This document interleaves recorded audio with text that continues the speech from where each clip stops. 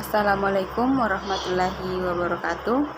Perkenalkan, nama saya Nur Hidayah dari kelas X5F dengan NIM 1904010010151. Tujuan saya membuat video ini adalah untuk memenuhi tugas final mata kuliah manajemen pemasaran.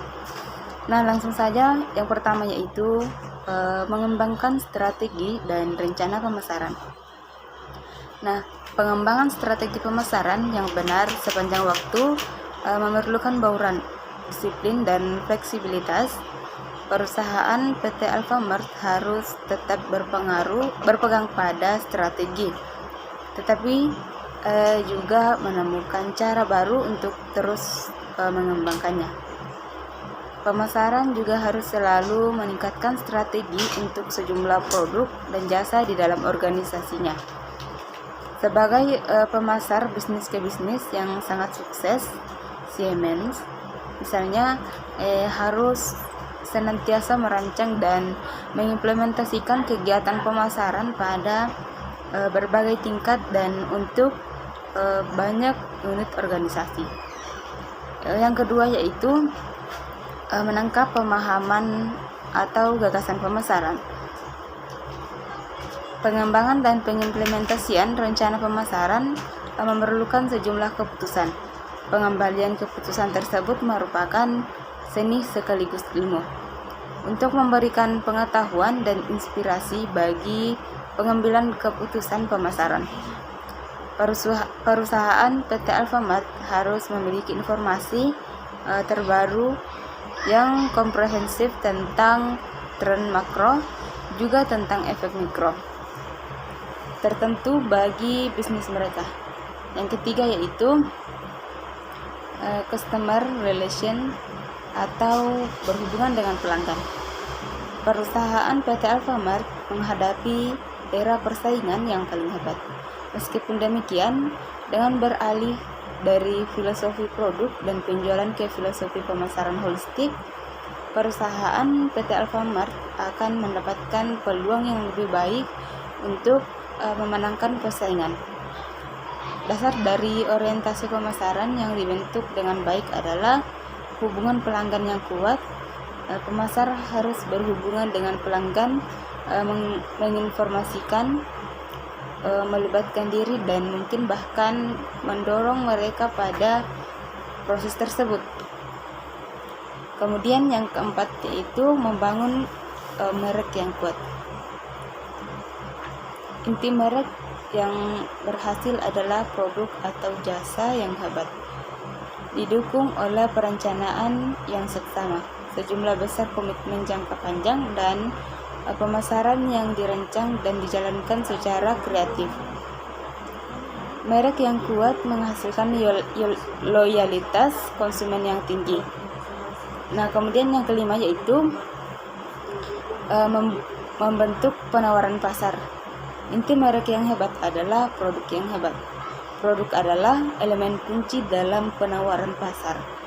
Pemimpin pasar biasanya menawarkan produk dan jasa yang bermutu tinggi yang memberikan nilai pelanggan yang paling unggul. Kemudian yang keenam adalah mengantarkan nilai. Agar berhasil dalam melakukan penciptaan nilai, dibutuhkan penghantaran nilai yang berhasil pula. Semakin banyak pemasar holistik menganut pandangan jaringan nilai terhadap bisnis mereka. Perusahaan PT Alfamart melihat alur ke atas pemasok mereka, yang alur ke bawah pelanggan dari distributor mereka. Mereka memperhatikan segmentasi pelanggan dan mempertimbangkan sejumlah besar kemungkinan sarana yang berbeda untuk menjual, mendistribusikan, dan memperbaiki penawaran mereka. Kemudian yang ketujuh yaitu mengkomunikasikan nilai. Pemasaran modern memerlukan lebih dari sekedar mengembangkan produk yang baik, menetapkan harga secara atraktif, dan membuatnya mudah diakses. Perusahaan PT Alfamart juga harus berkomunikasi dengan pemegang kepentingan saat ini dan potensial serta publik secara umum. Konsumen sendiri mengambil peran yang lebih aktif dalam proses komunikasi dan memutuskan komunikasi apa yang ingin mereka terima dan bagaimana mereka ingin berkomunikasi dengan orang lain tentang produk dan jasa yang mereka gunakan. Agar dapat menjangkau dan mempengaruhi pasar sasaran secara efektif, pemasar holistik secara kreatif menerapkan berbagai bentuk komunikasi. Kemudian yang terakhir yaitu menciptakan pertumbuhan jangka panjang.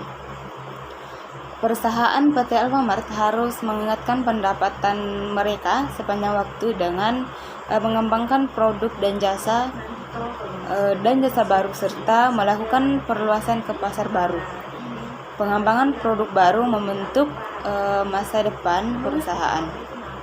Peningkatan atau penggantian produk dan jasa dapat mempertahankan atau membangun penjualan produk dan jasa yang baru bagi dunia, dapat mengubah industri dan perusahaan serta mengubah kehidupan. Akan tetapi rendahnya tingkat keberhasilan produk dan jasa baru menunjukkan banyak tantangan di dalamnya. Semakin banyak perusahaan yang tidak hanya sekedar membicarakan motivasi, mereka mengubah cara mereka dalam mengembangkan produk dan jasa secara fundamental. Nah, itulah video yang saya buat. Mohon maaf atas segala kekurangan dan saya akhiri. Wabillahi taufiq wal hidayah.